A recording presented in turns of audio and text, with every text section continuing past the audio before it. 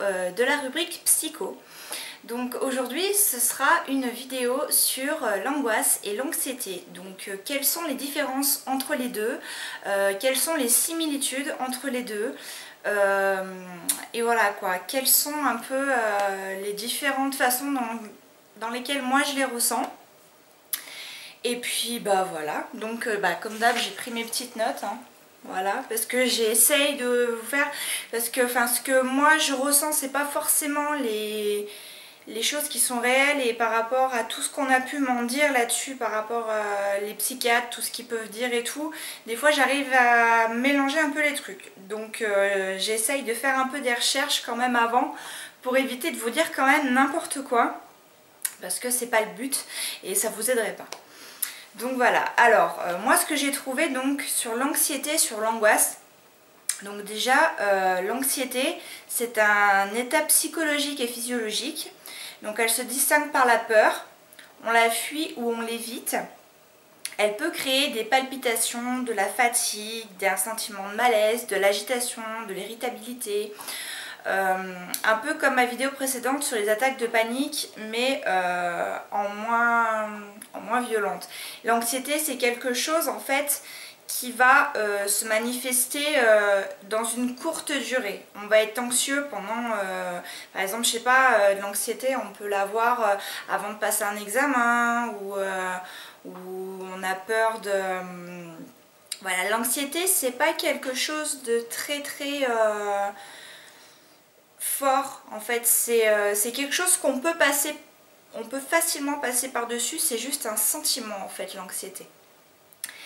Et l'angoisse, donc c'est pareil, c'est vraiment, il y a des similitudes vraiment quasiment exactes sur les deux.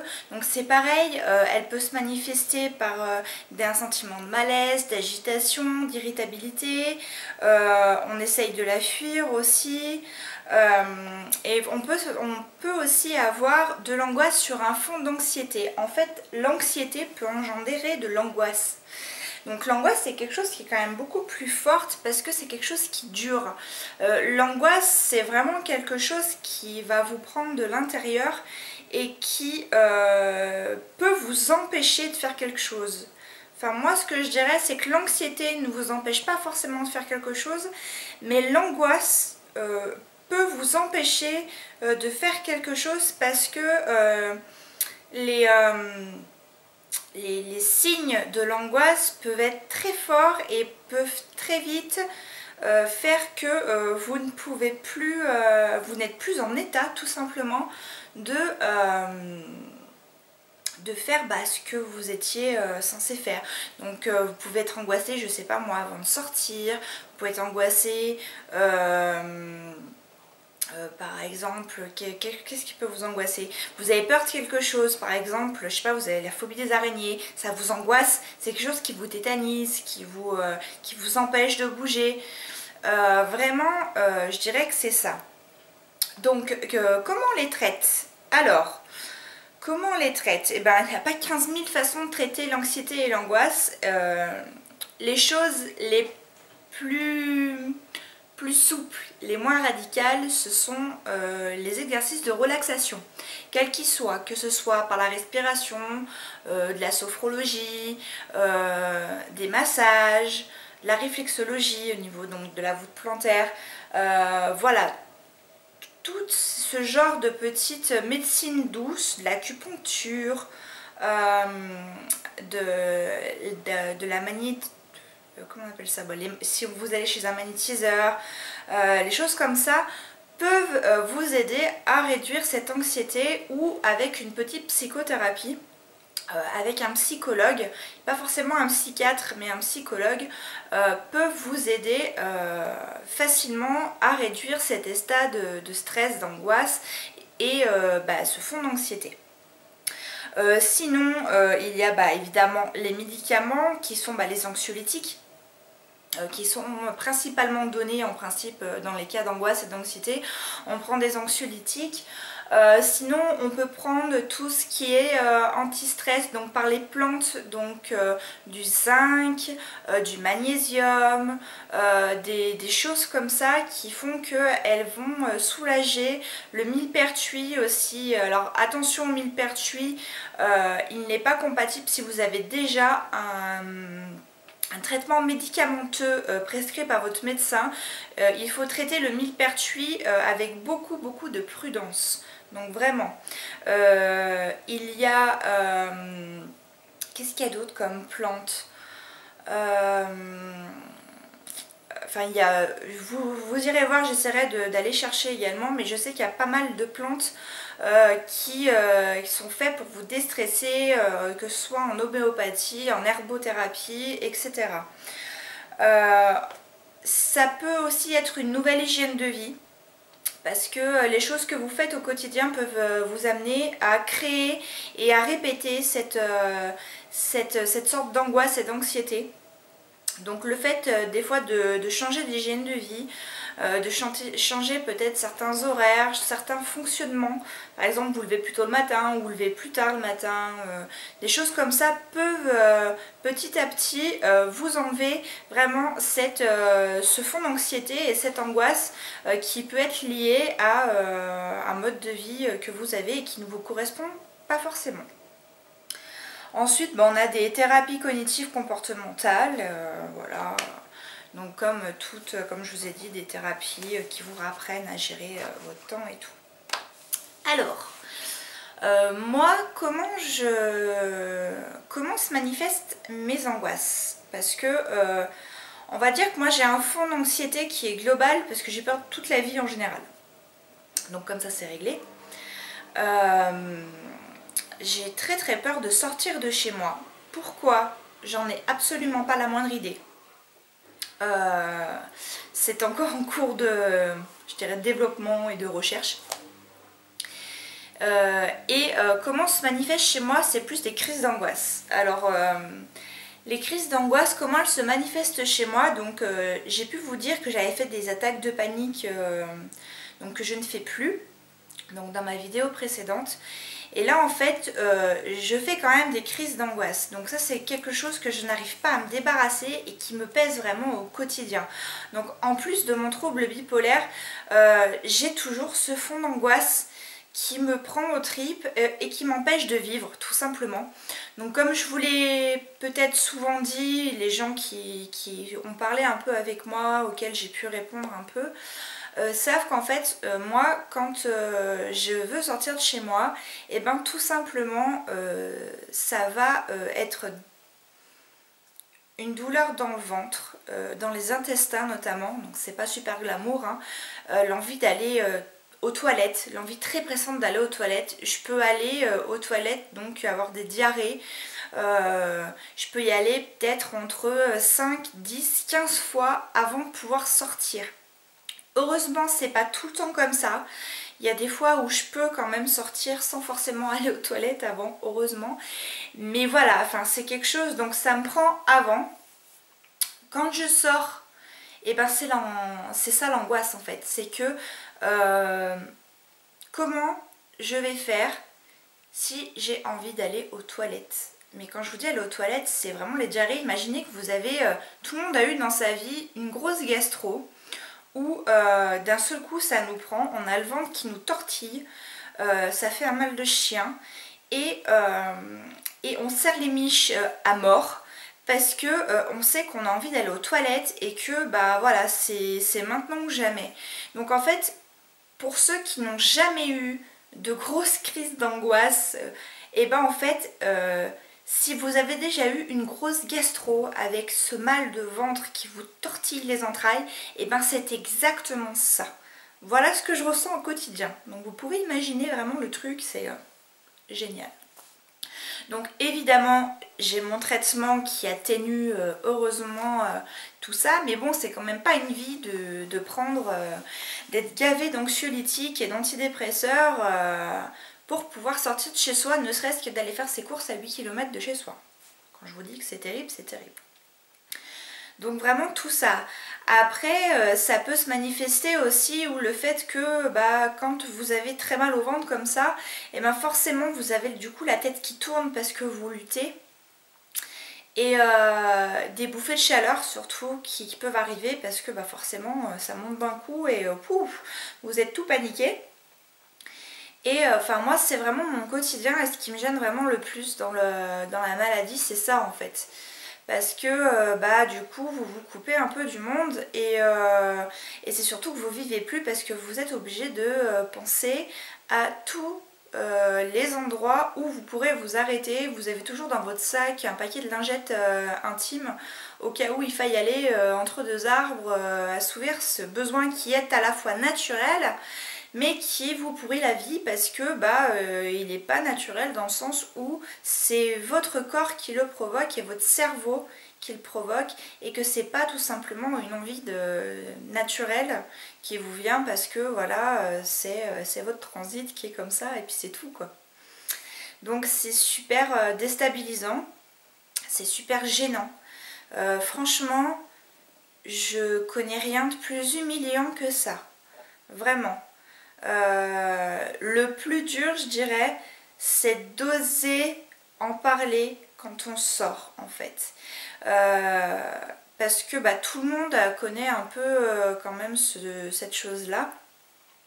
Où il y a un moment où on a envie d'aller aux toilettes et on ne sait pas comment trop dire que c'est super urgent et de dire à ses amis ou en disant je suis désolée, il faut que j'aille aux toilettes. Enfin, c'est... Voilà. Comme je dis, c'est pas facile. Mais bon, maintenant c'est faisable.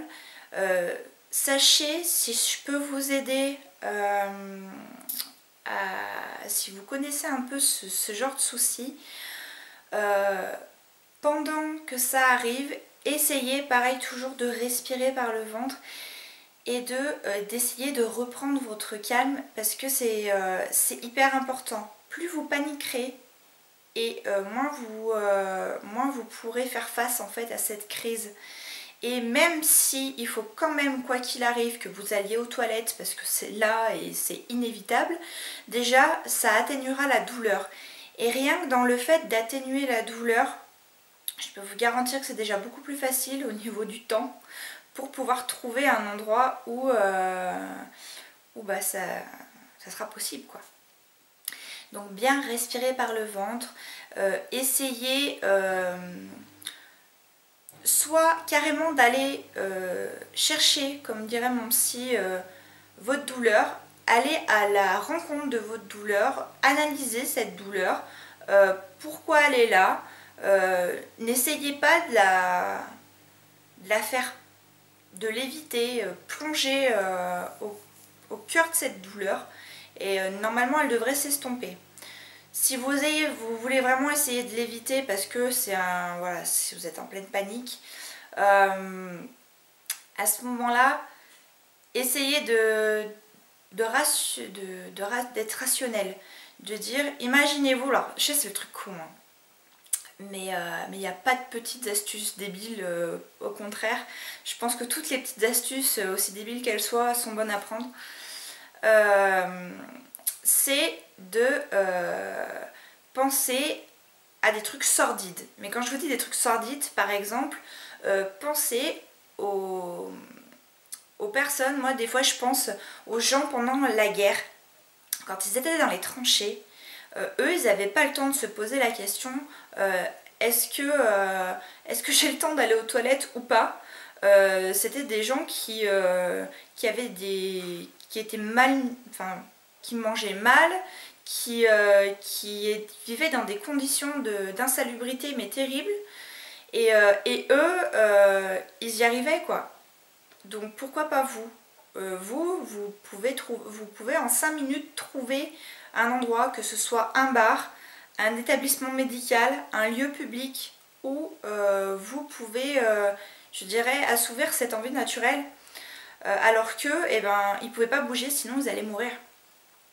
Pareil, pensez à des personnes, par exemple, c'est terrible ce que je vais dire, hein. Donc surtout, ne vous ne vous outrez pas.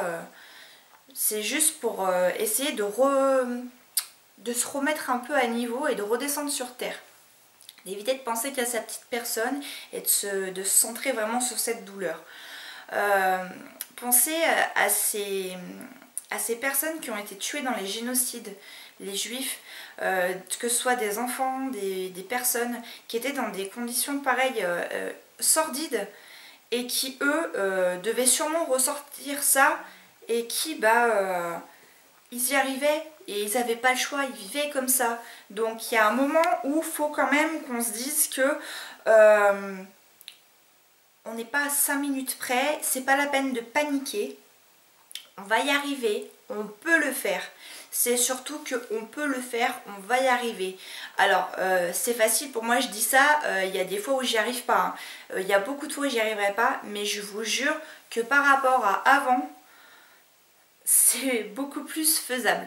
Parce que déjà, il ne faut pas avoir peur d'en parler. N'ayez pas peur, surtout parlez-en. N'ayez pas honte de ça.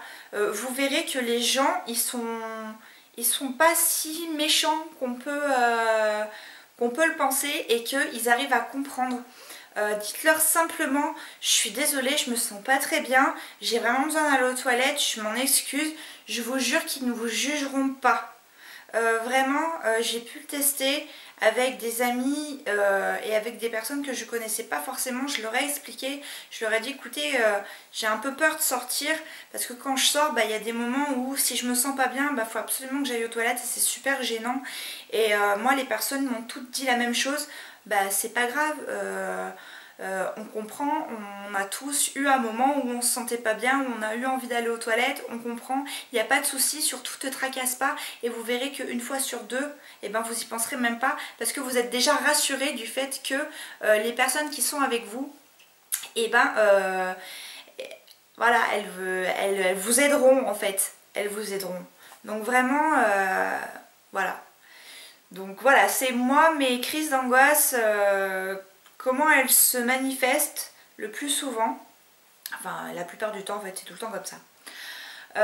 Et puis voilà quoi, donc vraiment si vous souffrez d'anxiété ou d'angoisse, j'espère que cette vidéo aura pu vous aider. Si vous avez des questions, n'hésitez pas à me les poser, j'y répondrai. Je pense que j'ouvrirai une foire aux questions pour répondre à toutes vos questions. Et surtout, n'oubliez pas que il faut respirer, il faut essayer de se relaxer au maximum. De toute façon, il n'y a pas de solution miracle. Il faut apprendre à vivre avec et vraiment essayer de se poser, et vous verrez vraiment que ça ira mieux. Ça ne sera pas la solution miracle parce que le mal sera toujours là, mais au moins sur le moment ce sera gérable. Voilà, donc j'espère que je vous ai pas trop ennuyé, que la vidéo aura pas été trop longue non plus. N'hésitez pas à les partager sur les réseaux sociaux si vous pensez que ça peut aider quelqu'un, ou alors à la montrer à une personne dans votre entourage auquel ça peut arriver. N'hésitez pas à poser des questions, n'hésitez pas à me rejoindre sur les réseaux sociaux, que ce soit Facebook, Twitter, Instagram, Snapchat, Skype, Hello Cotton, mon blog. Vraiment, je répondrai au maximum du possible à vos questions.